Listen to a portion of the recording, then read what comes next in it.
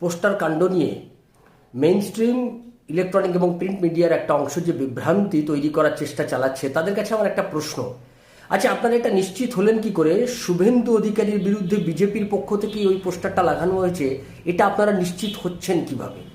এরকমও তো আমি তো করতেই পারি যে মমতা ব্যানার্জির বিরুদ্ধে আমি কিছু পোস্টার ছাপালাম, সেই পোস্টারে লেখা থাকলো দুর্নীতিগ্রস্ত মমতা ব্যানার্জি দল থেকে দূর হটো, কিংবা আরেকটা পোস্টারে লাগানো থাকলো পিসি ভাইপো দুর্নীতি মানছি না, মানবো না। এই প্রত্যেকটা পোস্টারের নিচে আমি লিখলাম তৃণমূল কংগ্রেসের নেতৃবৃন্দ। তারপরে রাতের অন্ধকারে কিছু লোককে দিয়ে আমি সেই পোস্টারগুলো লাগিয়ে দিলাম। তার মানে কি এটা প্রমাণিত হয় যে মমতা ব্যানার্জির বিরুদ্ধে তার দলের মধ্যেই বিক্ষোভ তৈরি হয়েছে? এটা যেমন প্রমাণিত হয় না, ঠিক তেমনি এই যে পোস্টার লাগিয়েছে শুভেন্দু অধিকারীর বিরুদ্ধে বিজেপির নাম করে, তার মানে এটা প্রমাণিত হয় না যে বিজেপির লোকেরাই এটা পোস্টার লাগিয়েছে।